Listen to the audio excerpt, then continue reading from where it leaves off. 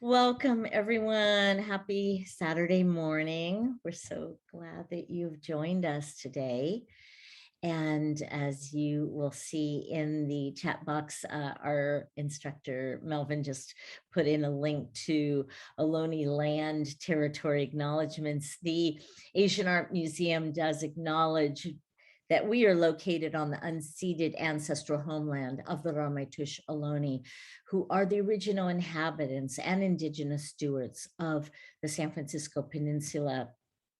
We wish to pay our respects by acknowledging the ancestors, elders, and relatives of the Ramaytush community by affirming their sovereign rights as First Peoples. And a little couple of housekeeping items before I introduce our instructor. After this program, in a couple of days, it'll take maybe a week now, this recording of this meditation session will be on our YouTube page. And so you can look for it again and again and share it with folks. And if you are not too familiar with Zoom, at the bottom of the window, there's a chat box. There's a little, well, I think that'd be under, yeah, there's a chat box that looks like a little box and you can either put questions in there or in the Q&A. They both have similar little, looks like a little cartoon box for text. And that's where you can put questions you have for Melvin today. And he's asking us as people are coming in, if you would put in the chat box where you're tuning in from. So Melvin Escobar, really wonderful teacher. I'm so pleased to have him here today. Melvin is a core teacher at the East Bay Meditation Center, a licensed psychotherapist, and certified yoga instructor. He has walked the path of service for much of his life, drawing on his experiences as a queer man of color from an immigrant working class background. Melvin continues daily to learn the revolutionary potential of body-centered contemplative practices for personal and social healing via psychotherapy and the Dharma. So what a gift you are to us, Melvin. So please take it away. It is lovely to have you here. Good to see you, and it's lovely to be here with each of you. We're very fortunate to have the privilege, to be here. And so we will. So thank you, Indra and Allison, for hosting us, and for each of you to be here. And thanks for those of you that shared where you're calling in from. And yeah, so the structure for today and our time together will be, you'll be invited into a meditation practice, and that'll be guided. I'll guide us through a practice that I'll connect to the Dharma talk. So the practice will be 20-ish minutes, and then we'll have time for listening to a Dharma talk, and then time for discussion. So as you heard in my bio, I'm a yoga teacher. And so that's the first meditation I'm going to invite us into, is a bit of moving meditation. And for those of you that may be new to meditation practice, and those of us that have been practicing for a long time, the teaching is the same. Yeah. The primary invitation and encouragement is to take care of yourself and to cause no harm. And so check in with your body right now and see what your body needs. Yeah. I'll invite us through some movement, but you might already want to stretch your body or take a bigger breath. You might feel your feet and wiggle your toes if that's available. Big or small movements, and to connect to your body today at this time. We can say it's a brand new body. It's never had quite this configuration. Yeah.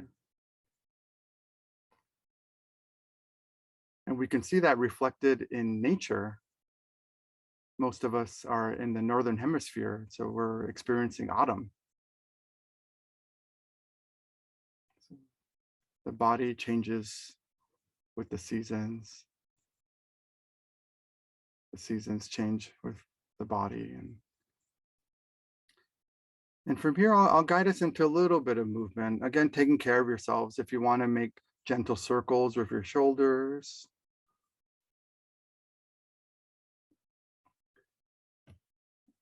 And if you're going in one direction, I'll invite you to go in the opposite direction as you're ready.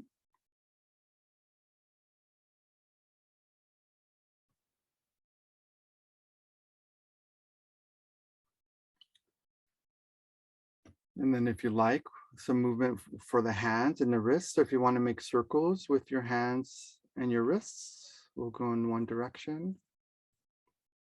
If another movement, again, wants to happen, just do so mindfully and listen to your body and go in the other direction with your hands and wrists.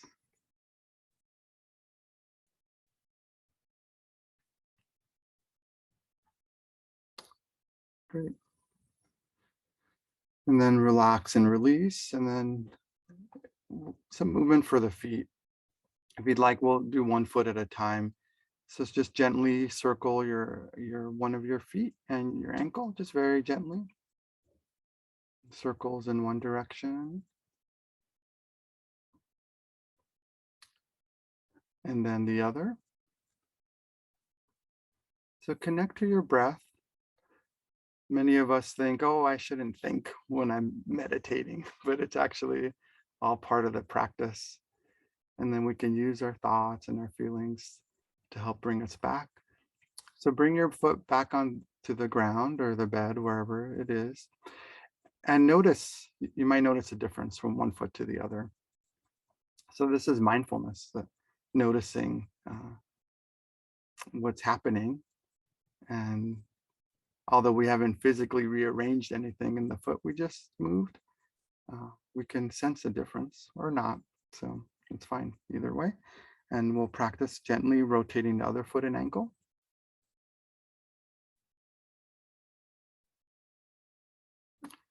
And then in the other direction.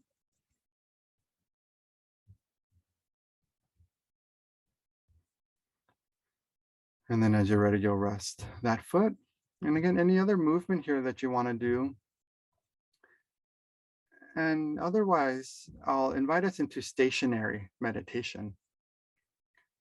And the Buddha taught that there are four postures in which to meditate. Moving, we just did, sitting, walking, lying down, standing. So walking and moving are one of the categories. But you might be coming to relative stillness, either lying down or standing or sitting.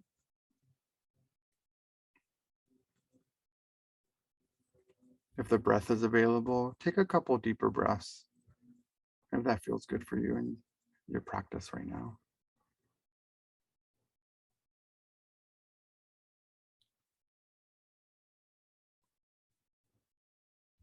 And if it's available, connect to your feet, allow them to rest, and ultimately there's this unconditional support of the earth beneath us, and this complete support.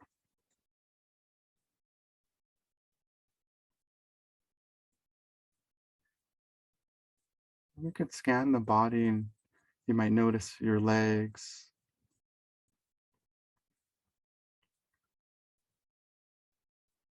and what parts of your body are touching the chair, whatever you're sitting, lying on.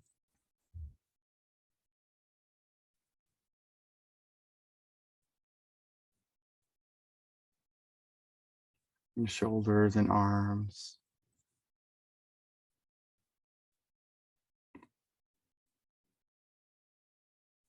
And if it's available, if you'd like, you might just focus on your hands for a moment. All the sensations in our hands, and cold, warm, pain, soft, rough.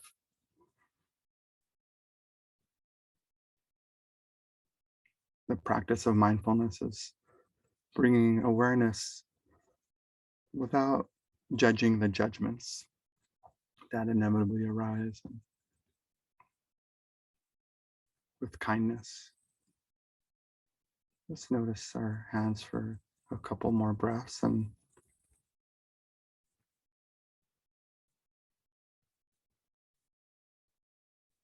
we'll move on up to our shoulders and our head and our neck.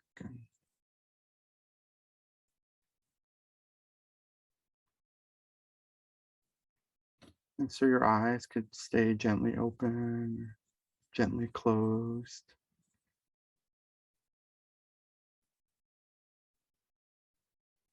Either way, you might notice they're called the sense doors in Buddhism. All our senses, including the mind. And there's a visual sense, even if all we can see is the light through the eyelids.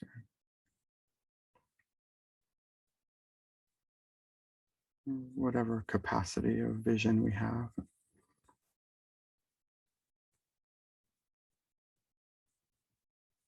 You might open the sense door of sounds.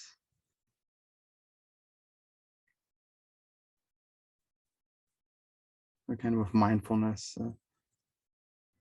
of non-judgment, kindness, we notice sounds that are coming into our auditory sense door.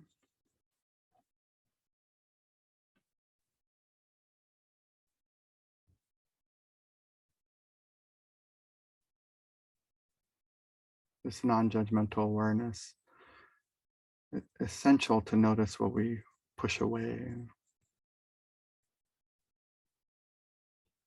Just allowing sounds to come and go.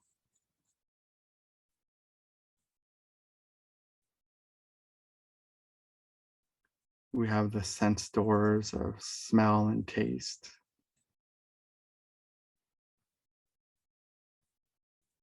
So maybe there's something identifiable that you can smell or taste.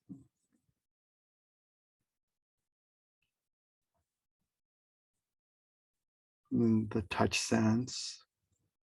You might notice the clothing on your skin.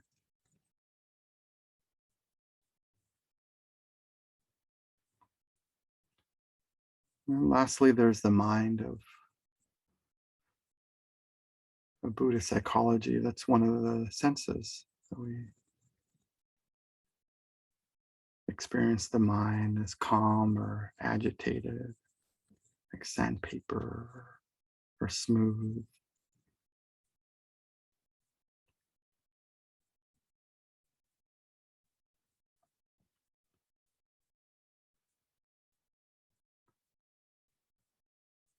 What helps us be with these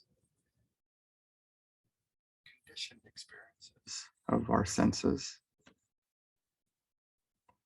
is to have an anchor, something to come back to again and again.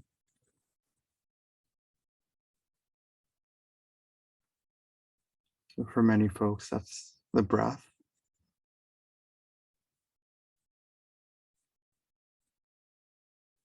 You can follow the pace of the breath without necessarily trying to control it or change it.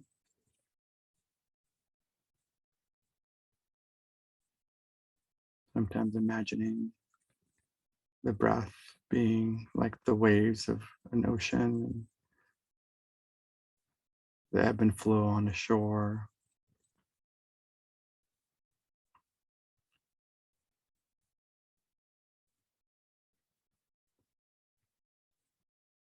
And if the breath doesn't work, yeah, you might just find your body as your anchor.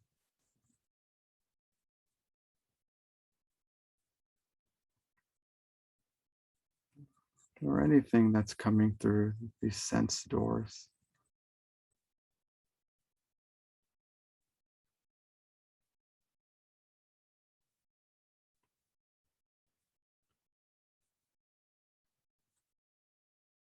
Whatever is arising in this moment is part of the practice.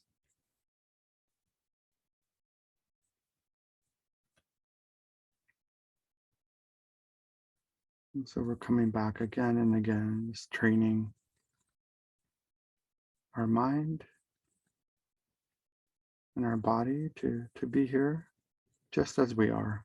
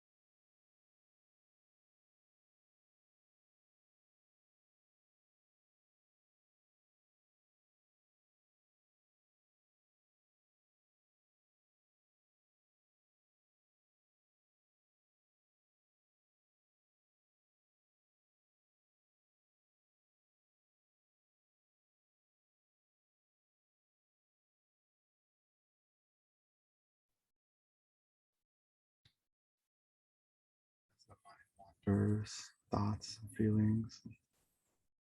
Again, that's part of the practice. Just come back to this moment just as it is.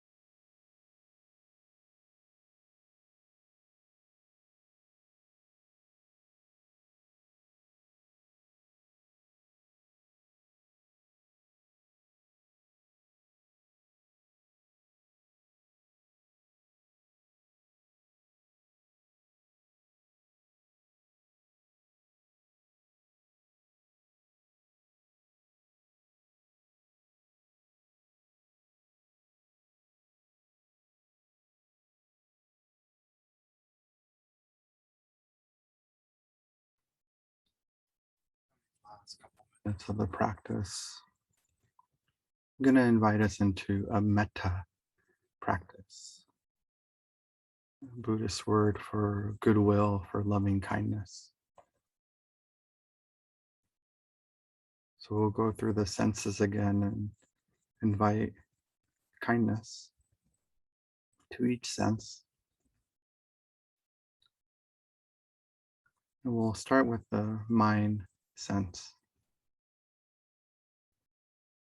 using phrases of loving kindness.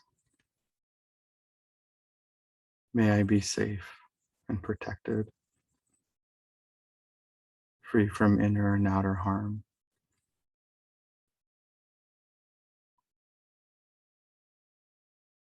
So inviting that for yourself, or sometimes you can invite and receive that from a beloved being.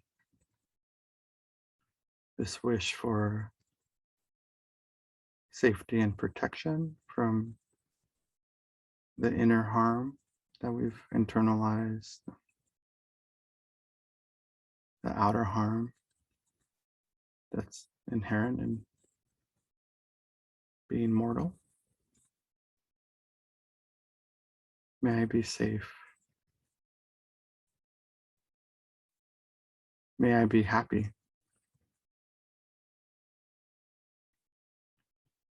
May I be happy and connected to the true causes of happiness, the happiness of being in the here and in the now. May I be happy.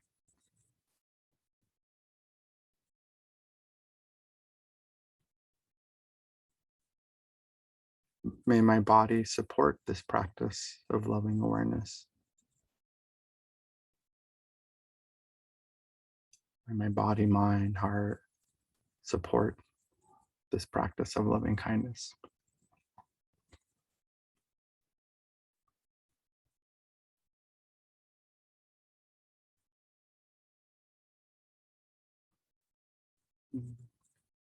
May we be full of peace and ease.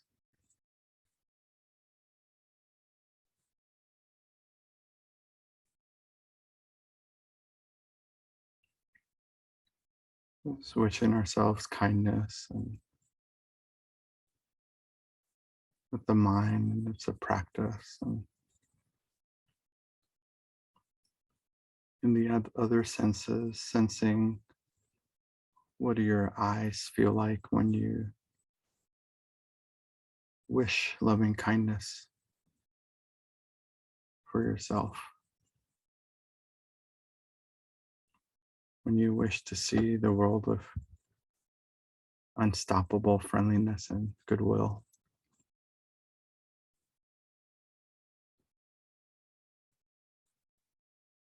What does the world look like? What does it sound like?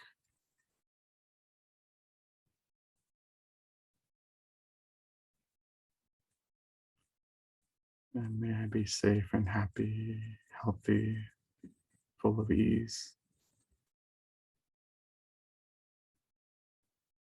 What does it smell and taste like? As we wish ourselves safety and happiness,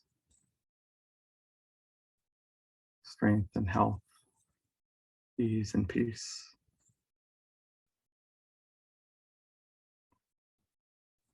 What does it feel like? We are tactile, touch sense.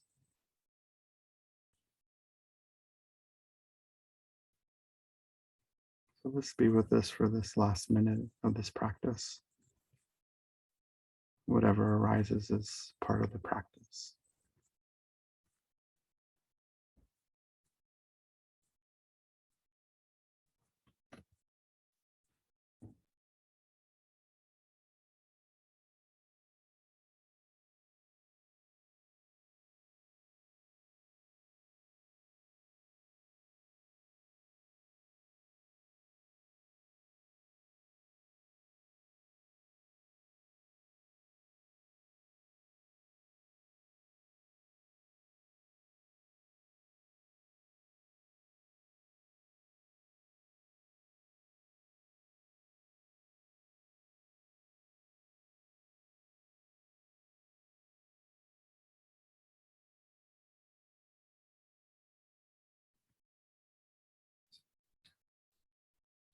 invite you to connect with your body.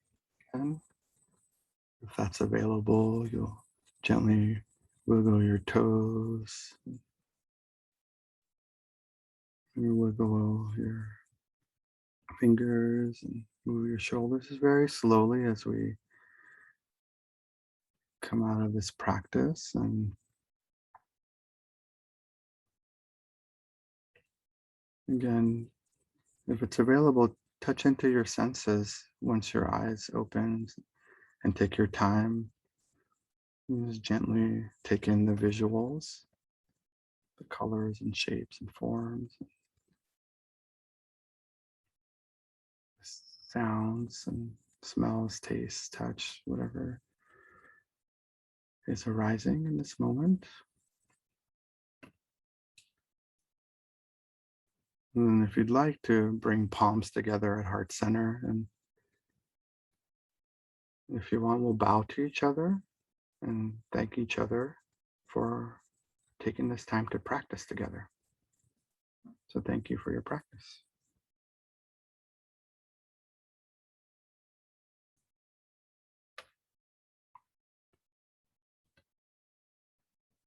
I'm going to invite one sound of the singing bowl. I'm not sure it'll come through, but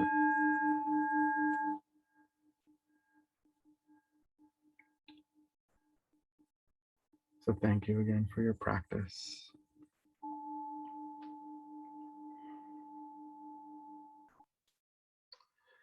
Great. So I'm gonna give a talk on a concept that is very unique to Buddhism, and it's the concept of no self. Before you begin, there's Yes. some background noise. Okay. That Uh-oh. Is it gone now? no. Oh, Might be your ear. Oh wait, now it's better. okay. Uh-oh. Yeah, I didn't. Great. Okay. Okay, who knows what happened? Thank you, Indra. Yeah. So, and so I'll leave time for any Q&A. So if there was any questions about the meditation practice, and I'll review that. We went through the 6 senses. So in Buddhism, the mind is a sense. And we tend to think, oh, it's the brain and thoughts, but it's a practice you can do at any time.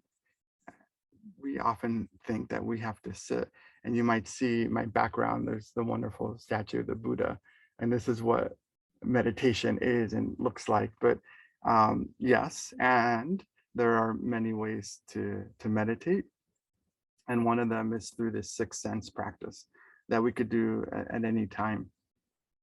And since I brought attention to the picture behind me, I'll explain what's there. And so there is the statue of the Buddha, and then flanked by the Buddha are 2 warrior gods. And so these are Japanese, I believe. And so generally these are warrior gods that are protecting the gates where the Buddha was teaching. And there's, like any art, there can be several interpretations.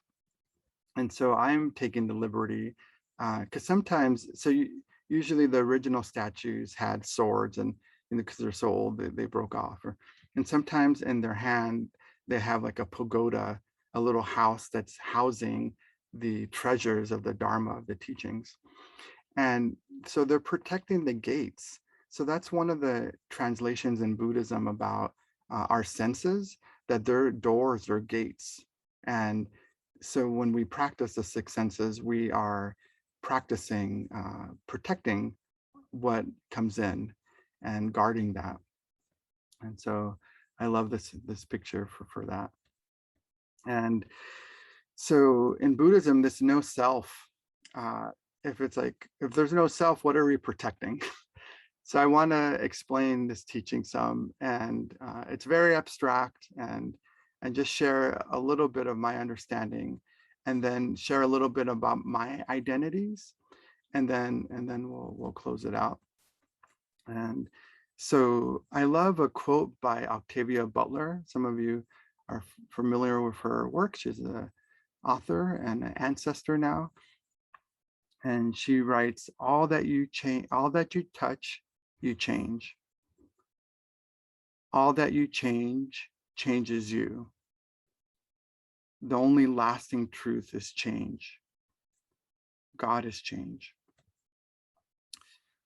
So I bring that in because the Buddhist concept of no self, as I understand it, is that there isn't an essential fixed self. Yeah. And the way I interpret that is because we're always changing. Yeah, there's changes happening inside, outside of us, and that we're all connected. You know, very complex web. And the idea of no self is meant to be liberating, because when we get stuck with thinking that we can just get everything just so, including our bodies and minds, yeah, then we won't suffer. And so the no self teaching is in relation to two other, what's called in Buddhism, the marks of existence.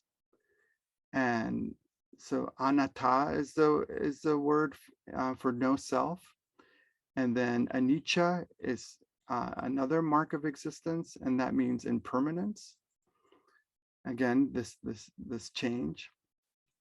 And then the third is dukkha, which translates for unsatisfactoriness or suffering. That these are the marks of existence. That and no matter how good or bad or kind of healthy or unhealthy, that these marks of existence are part of the human experience.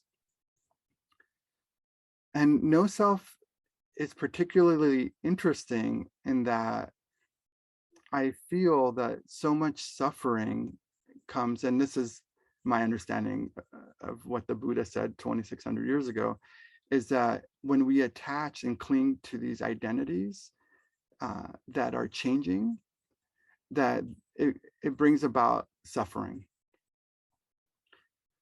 And I want to connect it to just a personal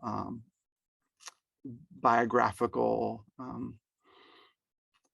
story that I'm telling for the first time in public. And I feel the Asian Art Museum is great because I discovered this past May, I met my biological father for the first time through DNA testing. And I won't get into all the stories, but he was born in Iran, so West Asia. And this is a plug in the Getty right now has a big Assyrian art exhibit, and I hope maybe the Asian Art Museum will. It's part of the British Museum. They're letting the Getty Museum borrow it. But I bring up Assyrian because that's my father's identity. That's where my paternal lineage comes from, and I shrug my shoulders because this has blown my identity like out of the water, as one might say. That the whole entirety of my life, 40 plus years, was very focused on my El Salvadoran identity. And identity is so interesting because I'm waiting 40 minutes into our time together to tell you about my identity, some of them, and some of them came out in my bio. But how much we aren't protecting or aware of our sense doors, that so much, especially our visual sense, so much of our life is spent like outward and analyzing and trying to figure out the world. And when in actuality, there isn't, identities are not a place to try to get certainty. They're unreliable, and we can see that, I think, maybe more nowadays with our reckoning with in terms of our the isms in our culture, you know, specifically racism, and yet we, and this is the tension of the talk, or the of identity, is that we actually need identity to connect and to feel a sense of belonging. So in the original stories around no self in Buddhism, there's a story of the water snake and the raft, and um, very briefly, they go together, and the water snake is a poisonous snake, and that we obviously want to handle really well, because in ancient times there was poison that was used a little bit to mix and create medicines. And then the raft is a symbol for the Dharma, for the teaching, so that we grip on it really tight, because it's essential for experiencing and enjoying actually life through the big bodies of water that we inevitably have to cross in our lives, where we don't know which way is which. And in Buddhism, there's the teaching of arriving to the other shore with this raft, and this temptation of holding on to the raft because we think it'll protect us from dukkha, the suffering, this mark of existence. And that somehow we can just understand the teachings so perfectly, and then that'll give us a fixed sense of never having to experience suffering again. And so the double edge here is, with no self, we can say, well, if there isn't a fixed identity, and this is a big trap that we've fallen into, I believe, around this term of spiritual bypass, that we can say, well, if there isn't an identity, then why aren't we just all one, you know?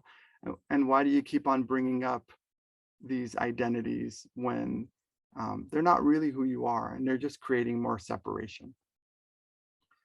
And I really feel that attaching to our identities are, although there's this root of suffering because they're changing, but it can become a necessary site for healing our individual wounds. And this is a universal experience, because all of us were taught that we weren't right for a certain part of our identity. And generally, it's not fitting what author Bell Hooks calls the kind of cultural values of imperialist, white supremacist, capitalist patriarchy.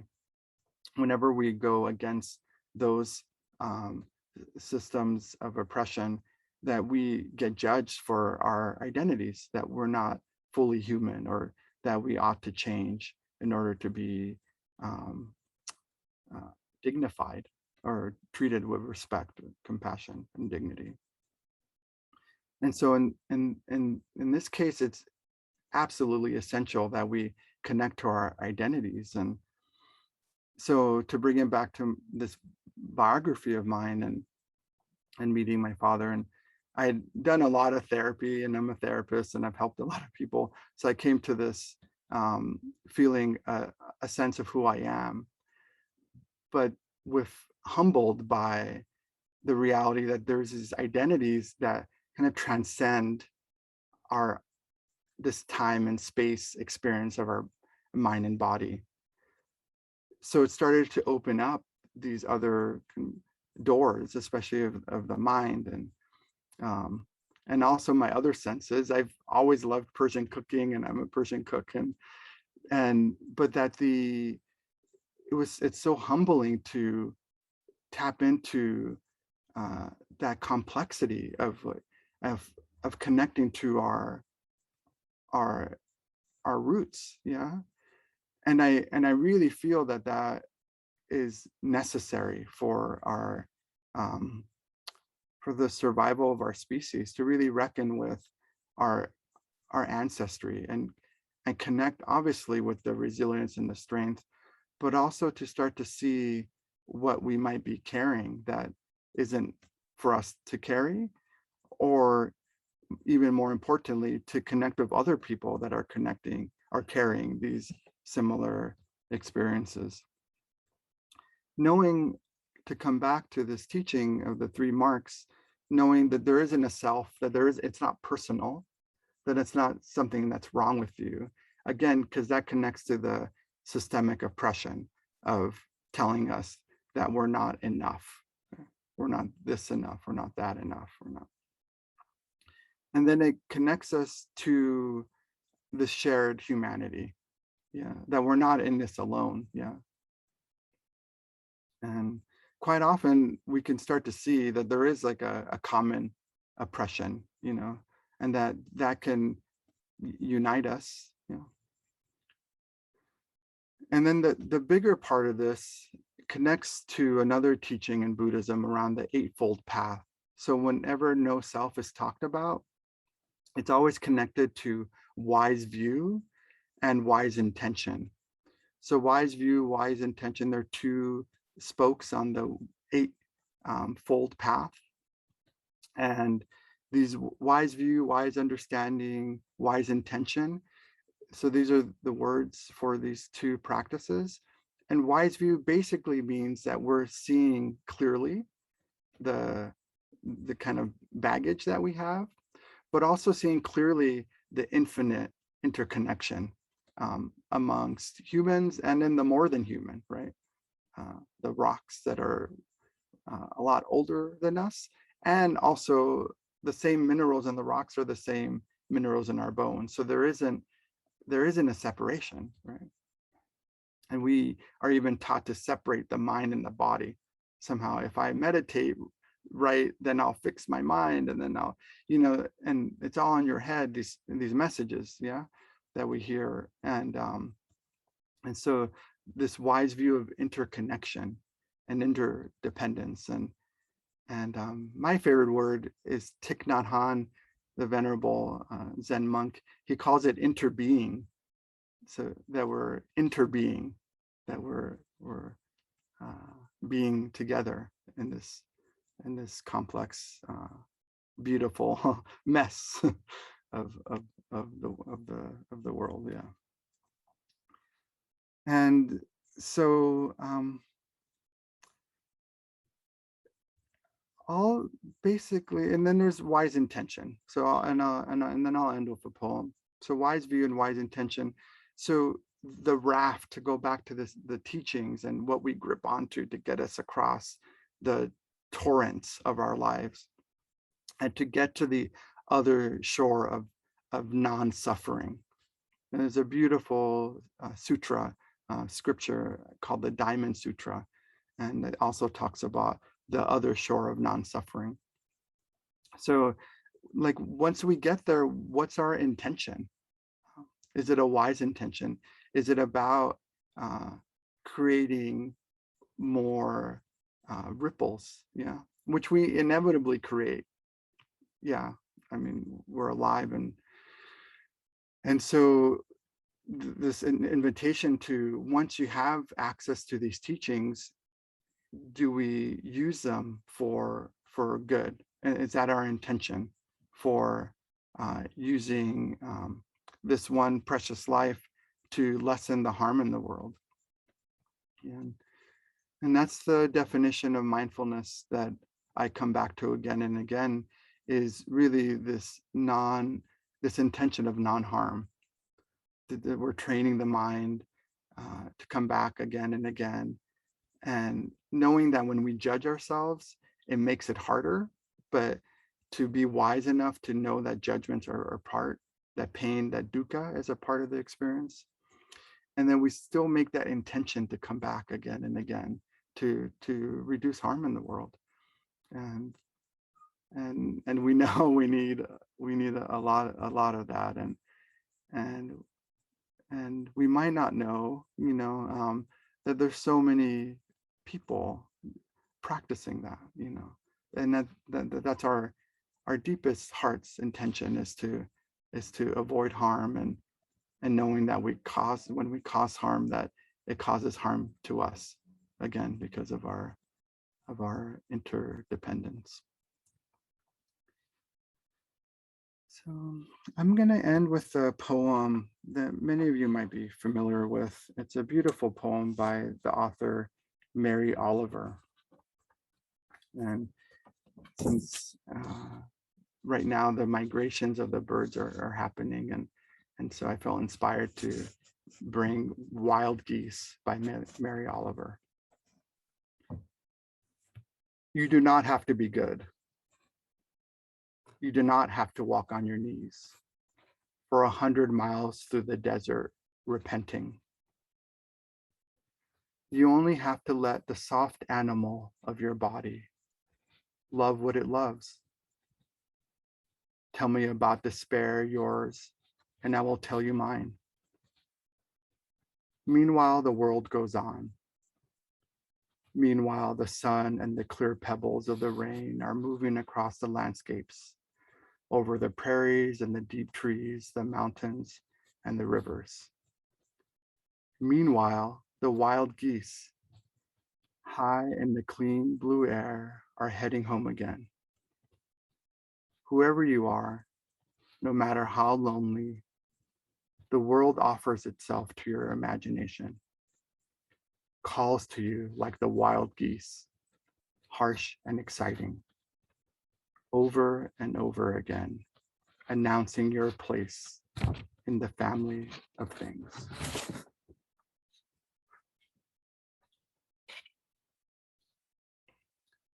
So I'll end with an inquiry around identity. Yeah, and how can we draw sustenance from our identities in order to help us feel more connected? And so I'll open a discussion around this. Again, how can we draw sustenance from our identities to help you feel more connected?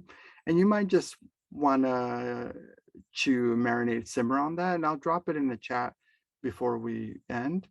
So I'll open it to a reflection on that, or if there are any other questions from today's practice.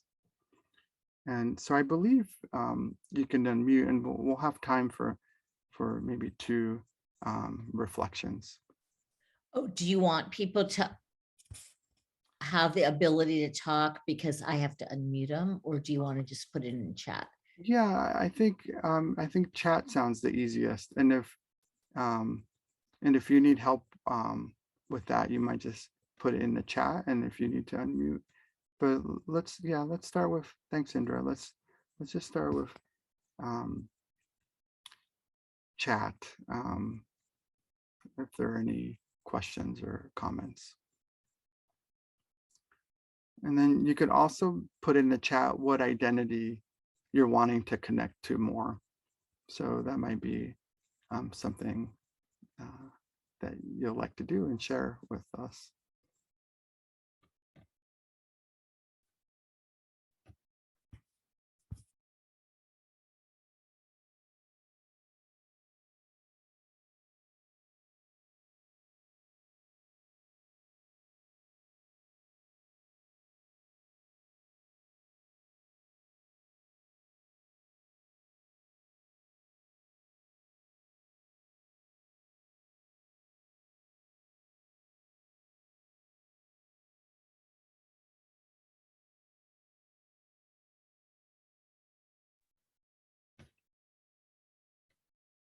Okay, so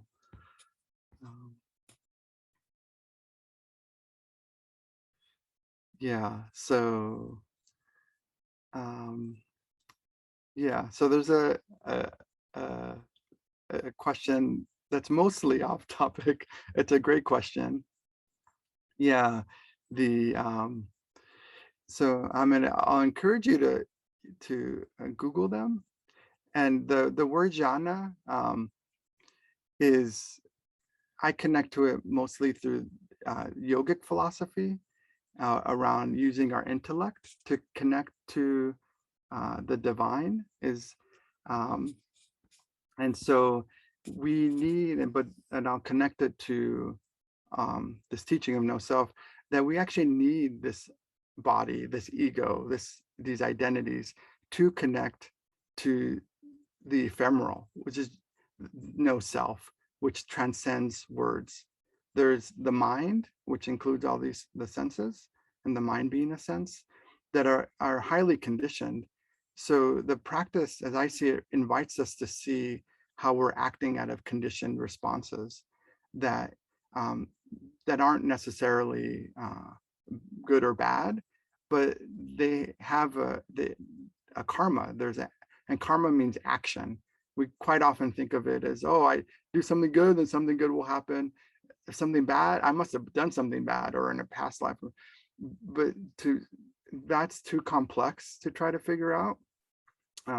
But karma means action. So this comes back to the intention of what's our intention to practice, So what's my intention of understanding jhanas, and then it can be something a good place to investigate. But again, we need this corporal experience to experience the ephemeral, and the ephemeral again isn't. It's many beautiful words like the poem I read and everything, but it isn't necessarily a place to go, but it's a state of being. It's already the nature of the mind to be we're connected to the whole thing, and it's these conditioned senses that help us connect to that.